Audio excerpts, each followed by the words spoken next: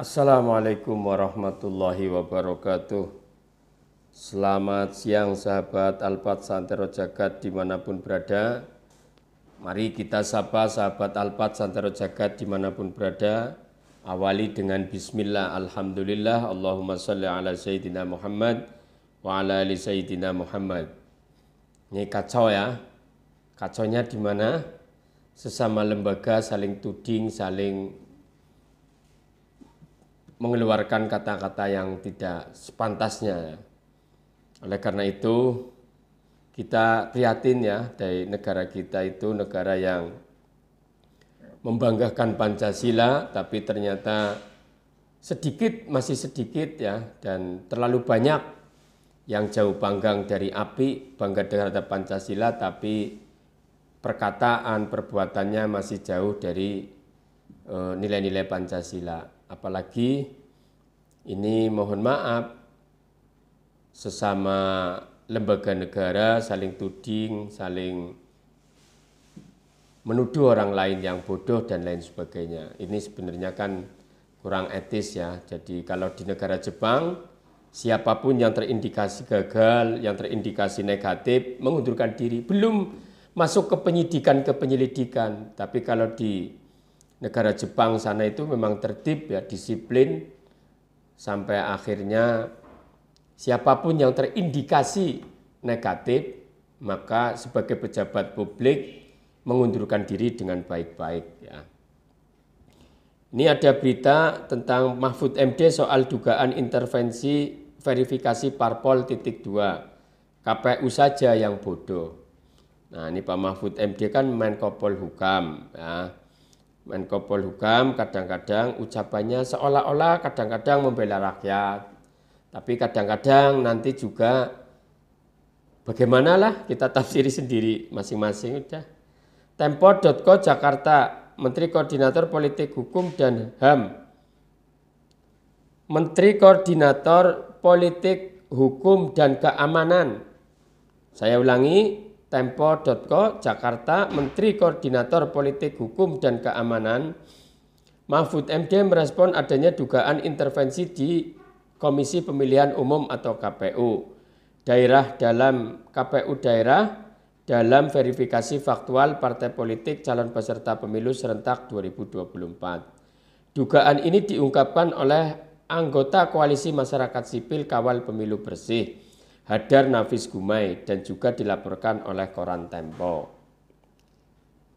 Iya dong, tugas KPU sepenuhnya dalam tanda kurung. KPU aja yang bodoh kalau mau diintervensi, kata Mahfud di Istana Negara Jakarta Jumat 13 Januari 2022. Kan sudah undang-undang mengatakan dia independen, kok ada orang yang diintervensi oleh parpol, Pemda, oleh lurah, itu bodoh namanya. Coba kita urai satu-satu ya.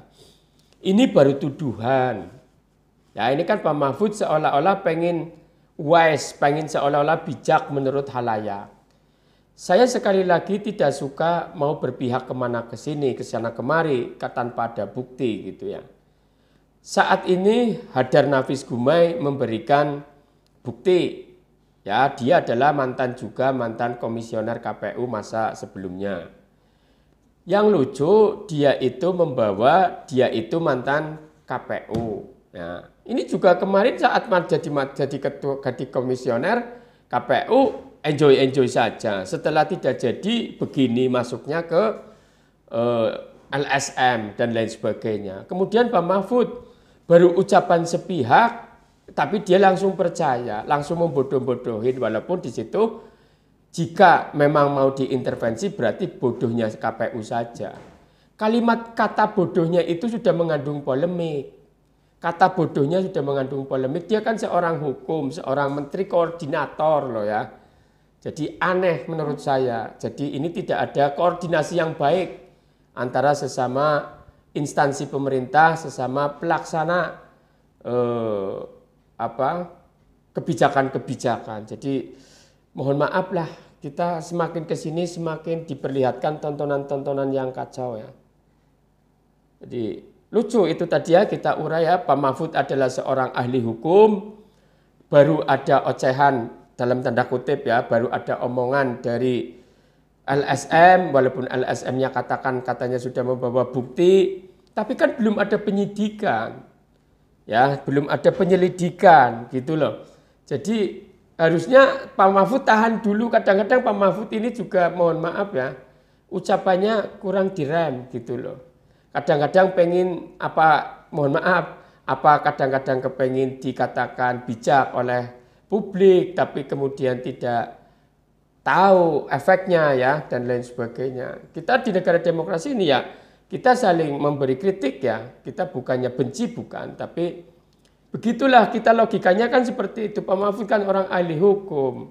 Tapi kok tahu-tahu ujuk-ujuk baru ada berita seperti ini langsung reaktif gitu loh. Kalau masyarakat reaktif wajar, tapi kalau pejabat publik kan harus hati-hati. Karena ucapannya adalah bisa dimaknai macam-macam. Kalau rakyat bodoh ya diwajari karena kebodohannya kan gitu. Tapi kalau pakar hukum, apalagi menteri, pejabat dan lain sebagainya, itu harus sangatlah hati-hati. Ulangi ya kata-katanya ini. Kan sudah undang-undang mengatakan dia independen. Kok ada orang diintervensi oleh parpol? Ya. Bentar. Pemda, kok ada orang diintervensi oleh parpol, Pemda, oleh lurah, itu bodoh namanya. Ya, jadi ya kecuali kalau sudah terbukti, kalau sudah ada apa. Jadi kita boleh masyarakat mengawal kecurigaan-kecurigaan itu dengan melaporkan. Tapi kan belum ada keputusan ya. Nanti dulu kan gitu ya. Apalagi ini lagi ramai Pak Fahri Hamzah dituduh juga. Dan Pak Fahri Hamzah juga meradang. Ya aneh lah pokoknya negara ini sepertinya kayak dagelan akhirnya. Sebelumnya koalisi melaporkan salah satu bukti dugaan manipulasi verifikasi partai calon peserta pemilu 2024 kepada Komisi Pemerintah Daerah. Kepada Komisi Pemerintah DPR. Ulangi, sebelumnya koalisi melaporkan salah satu bukti dengan manipulasi verifikasi partai calon peserta pemilu 2024 kepada Komisi Pemerintah DPR. Kalau tidak salah Komisi 2 ya. Bukti tersebut berupa percakapan lewat aplikasi WhatsApp antara anggota KPU di suatu provinsi. Yang kemarin belum selesai tuduhan yang masalah siapa itu perempuan itu kepada Ketua KPU itu tuduhannya belum clear ya, dan kalau di Jepang sana ini udah keluar Ketua KPU-nya. Ini kalau di Jepang ya. Sesaat lagi Sekjen akan perintahkan Sekretaris Sek Provinsi agar berkomunikasi dengan admin Sipol beberapa kabupaten kota untuk MS-kan Gelora. Demikian salah satu isi percakapan yang dibeberkan koalisi kepada DPR pada rapat Rabu 11 Januari 2023. MS yang dimaksud adalah memenuhi syarat. Langkah ini dilakukan demi kebaikan kita karena permintaan istana lewat Mendagri, Menko Polhukam dan lain-lain. Hadar menyebut percakapan itu terjadi 7 November lalu atau saat KPU memverifikasi faktual partai politik.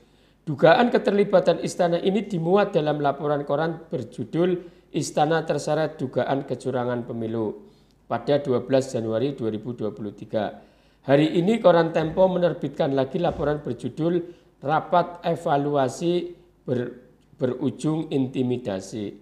Laporan ini mengungkap adanya dugaan intimidasi yang berujung perintah meloloskan 8 partai dalam verifikasi faktual di KPU Sulawesi Utara. Mahfud langsung membantah tudingan sehari setelah diungkap Hadar. Tak ada itu, mestinya dicek dulu, kata Mahfud dalam keterangan di akun Instagram @mahfudmd pada Kamis 12 Januari 2022. Mahfud kemudian membenarkan bahwa dirinya menghubungi Sekretaris Jenderal KPU Bernard Dermawan Sutrisno pada 10 November 2022. Tapi Mahfud mengklaim pembicaraan via telepon itu sama sekali bukan untuk meminta meloloskan atau tidak meloloskan partai tertentu, tapi untuk meluruskan KPU, kata dia. Tak ada itu mestinya dicek dulu, kata Mahfud dalam keterangan di akun Instagramnya @mahfudmd pada Kamis 12 Januari 2022. Mahfud kemudian membenarkan bahwa dirinya menghubungi Sekretaris Jenderal KPU Bernard Dermawan Sutrisno pada 10 November 2022. Tapi Mahfud mengklaim pembicaraan via telepon itu sama sekali bukan untuk meminta meloloskan atau tidak meloloskan partai tertentu, tapi untuk meluruskan KPU, kata dia. Di Istana hari ini Mahfud kembali menjelaskan percakapan dengan Bernard pada 10 November 2022. Mahfud saat itu menerima banyak laporan dan pengaduan dari partai politik calon peserta pemilu 2024. Partai-partai ngadu ke saya, Pak, partai saya nggak masuk, kenapa? Ada pesanan dari ini, kata Mahfud mencontohkan pengaduan yang dia terima. Mahfud menyebut dirinya tidak tahu apakah pengaduan yang dia terima benar atau tidak. Tapi berdasarkan laporan itu, Mahfud langsung berbicara dengan Bernard. Pak, itu KPU tidak adil, partai A suruh masukkan, partai B tidak boleh masuk, kata Mahfud mencontohkan percakapan dengan Bernard. Anda jangan main-main loh, semua partai kalau yang satu diberi begini, yang lain diberi begini, jangan Anda terima pesanan dari orang lain, kata Mahfud memberi teguran kepada Bernard. Kepada Mahfud, Bernard membantah informasi itu dan mengatakan KPU tegak lurus alias menjalani verifikasi faktual sesuai aturan. Maka setelah percakapan ini, kata Mahfud, banyak formulir yang berubah, itu saya tegur. Bukan saya intervensi, saya meluruskan, kata Mahfud. Selisih waktu 3 hari. Untuk itu Mahfud mengatakan pemerintah tak perlu membuktikan tudingan yang disampaikan Hadar. Pemerintah enggak boleh ikut campur, itu hoax juga berita. Katanya ada campur tangan istana, kata Mahfud. Menurut Mahfud, Hadar dan DPR lah yang harus membuktikan adanya intervensi istana tersebut. Pak Hadar kenapa tidak telepon saya? Wong dia sahabat saya, harus telepon saya, kata dia. Untuk itu Mahfud menegaskan bahwa pemerintah tidak akan ikut campur dalam tudingan intervensi ini. Tidak akan intervensi, kalau ada lapor ke saya aja siapa pemerintah yang intervensi, ujarnya. Dalam laporan ke DPR, Hadar menyebut percakapan antar anggota KPU di daerah yang menyebutkan permintaan istana terjadi pada 7 November, sedangkan Mahfud menghubungi Bernard pada 10 November. Ada selisih waktu 3 hari, tapi Mahfud MD menegaskan bahwa dirinya hanya 1 kali saja menghubungi Bernard, yaitu pada 10 November tersebut ketika menerima pengaduan dari partai politik. 10 November sekali saja, ujarnya. Ya begitu ya, jadi kita pokoknya sangat miris jika polemik-polemik seperti ini bisa ada di negeri ini ya, karena mereka itu mengatakan kadang-kadang kita repot ya, saat jadi KPU diem, saat di luar jadi LSM jadi rame ya, dan seharusnya saling mikul dhuwur mendem jero lah ya, saling mikul dhuwur mendem jero. Oke, katakan ada salah ya, kan itu pernah sama-sama komisioner, jadi harusnya langkah preventif adalah lebih bagus, pendekatan, pencegahan gitu ya. Ya udahlah, semoga bermanfaat, kita semoga bisa menafsiri semuanya, bisa ambil pelajaran ini, dan semoga kita bisa bersahabat tetap dengan erat walaupun kita banyak perbedaan. Sekali lagi, mari kita disiplinkan diri kita masing-masing, dari diri kita sendiri dulu, baru kita mengajarkan, memberi keteladanan, kedisiplinan kepada orang lain, sambil kita pun menunggu keteladanan, kedisiplinan dari para pemangku jabatan di negeri ini. Semoga bermanfaat. Subhanakallahumma wa bihamdik, asyhadu an la ilaha illa anta, astaghfiruka wa atubu ilaik. Jangan lupa subscribe, like, comment, and share.